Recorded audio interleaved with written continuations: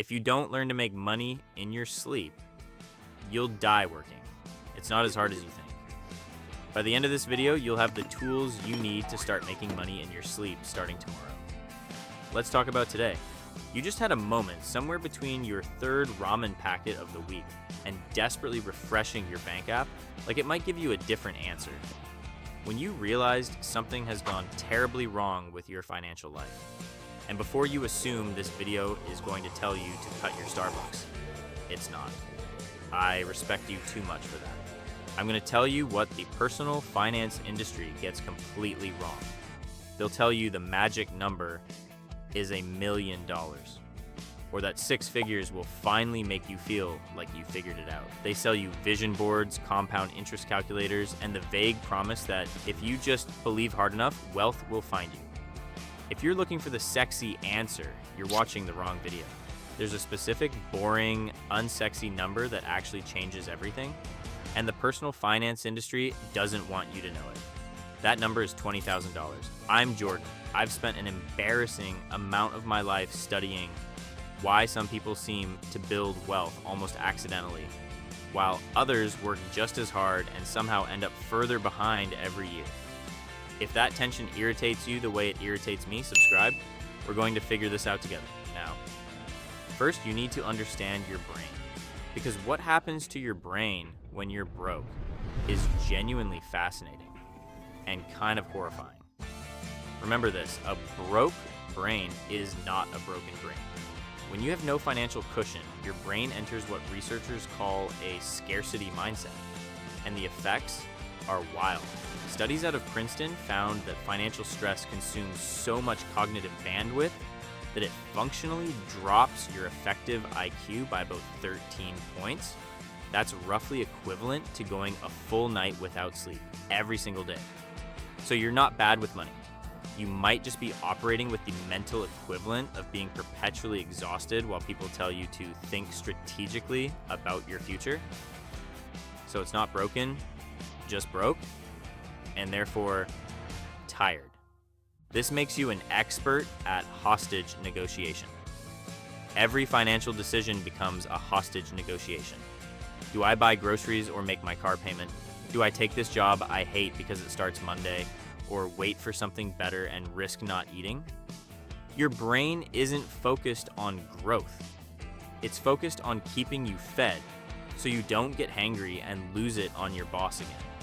You can't build a house when you're busy putting out fires. But here's where it gets interesting.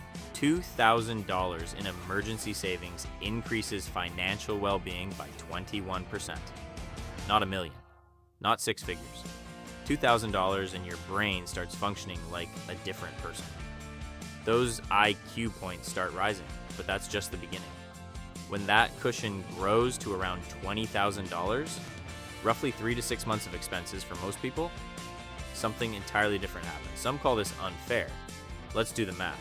You're saving $1,000 a month and earning 8% annually on your investments. Getting to your first $20,000 takes about 19 months of packing lunch when you really wanted a burrito called the meat tornado. 19 months of explaining to friends why you can't do the trip to the beach. 19 months of being the boring one. It's worth it. Here's why. In the same time it takes to get a 4-year degree, you can completely change your financial trajectory. After you have your first $20,000, your second $20,000 only takes 17 months. Why? Because now the first $20,000 has been out there working 24/7, compounding, growing, making money while you sleep. You didn't work harder. You didn't take more risk. You just had more money working alongside your contributions. By your third $20,000, the timeline shrinks again. And once you've got $400,000 invested, that next $20,000 arrives in only 5 months automatically. The same amount that took you nearly 2 years to scrape together in the beginning now shows up like clockwork. And you didn't have to do a single extra hour of work to make it happen. This is the part that nobody explains well. Compound interest doesn't feel like magic at $2,000. At $2,000, an 8% return is $160. which is enough to fill your car to the top with toilet paper, but it's not exactly going to change your life. At $20,000, that same 8% is $1,600. Now that's a vacation to the beach. Suddenly your money is earning the equivalent of a few days of work while you're sitting on your couch watching SpongeBob. At $200,000, it's $16,000 a year, passively. The math isn't complicated. The scale is everything. But here's the thing, most videos on this topic completely skip over, and it might be the most counterintuitive point in this entire video. The money matters less than what the money does to your identity. Getting to $20,000 from zero without inheriting it, winning big on a scratch-off ticket, requires you to become a completely different person. You had to track spending like it actually mattered. You had to look at something you wanted and consciously decide it could wait. Or worse, you had to tell your kid no to the toy they so desperately needed in the checkout line at the grocery store. You had to do this not once, not for a week, but for over a year. Consistently, quietly, while everyone around you was upgrading their lifestyle and posting about it. What that does, and this is the part the financial gurus with the yachts won't tell you, is it rewires how you see yourself. You stop being someone money happens to. You control your money, not the other way around. And that identity shift gives you a superhero cape that goes with you into the next decision and the one after that.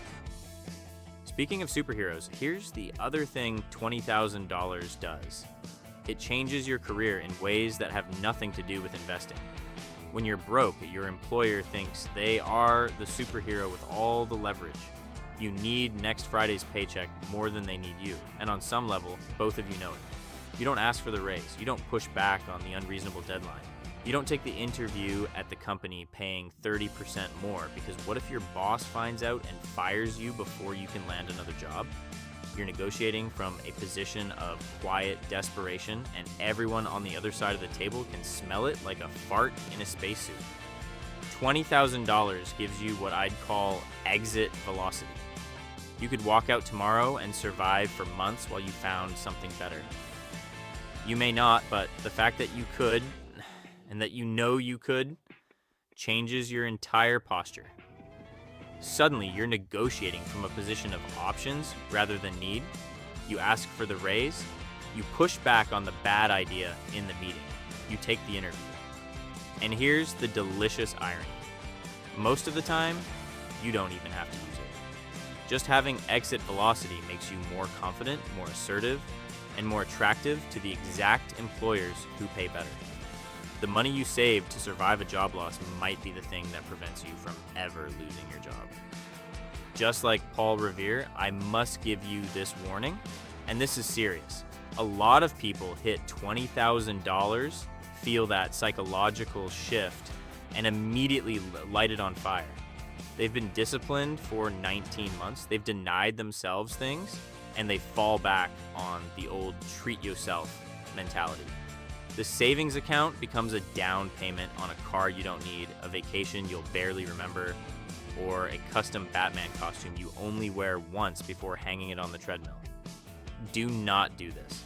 That $20,000 is not a finish line. It's a launch pad. It's the seed. Every dollar you pull out at this stage doesn't just cost you that dollar. It costs you everything that dollar was about to become. Speaking of cars, can we just talk about cars for a second? Because nothing illustrates wealth destruction quite like the American dream of filling your nose with that new car smell. The average person spends somewhere between $700 and $1,000 a month on their vehicle when you add up the payment, insurance, gas, and the inevitable flat tire on the side of the road in the middle of a snowstorm. Yes, I've been there too. Over 40 years, that $20,000 had the potential to grow to $500,000. Or instead, you could just buy a new car. In that case, congratulations. New cars shed roughly 20% of their value in the first year. You now have the distinct privilege of losing money. Don't make the mistake of trading your future yacht for the new car smell that's gone after a trip to the gym. The painful part is that the car making you look wealthy actually keeps you poor. You have a decision to make. Do you want to be wealthy or look wealthy? The person with the 10-year-old paid-off Civic isn't failing at life. They're channeling the difference into something that actually grows. This is the mindset shift that $20,000 in savings unlocks. You stop asking, can I afford the monthly payment? Which is basically asking, can I afford to be slowly drained? And you start asking instead, what will this decision actually cost me in 20 years? That $35,000 car doesn't feel like $35,000 once you understand that invested at 8% over 2 decades becomes roughly $163,000. You're not buying a car, you're trading your future financial independence to be high on life for just a few weeks. Once you start, something annoying happens. You realize you didn't actually want half the things you thought you wanted. The bigger apartment is nice in theory, but is 5 extra years of working worth the extra space? The expensive drag racing hobby is fun, but is there a version of it that doesn't require financing? This isn't about becoming the person who lectures everyone at dinner about their spending. It's about becoming intentional. About understanding that every dollar you spend is a vote for what you actually value, not what you think you're supposed to value. $20,000 won't make you rich by itself, but it will fundamentally change the way you move through the world. It's the difference between money being something that controls your decisions and money being a tool you actually use. It's the difference between showing up to your career as a transaction and showing up as someone with options. The first $20,000 is the hardest. Everything after it compounds.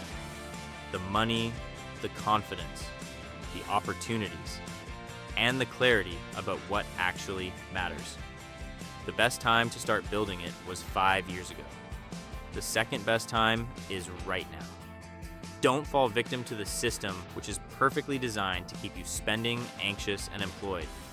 Take the first step and pay yourself 10% of each paycheck into a separate savings account, and don't touch it. It will happen slowly at first, and then all at once, you'll have $20,000 in that account. It's time to start using your money to make more while you sleep. Subscribe? Because this is what we do here. Money in plain English. I'll see you in the next one.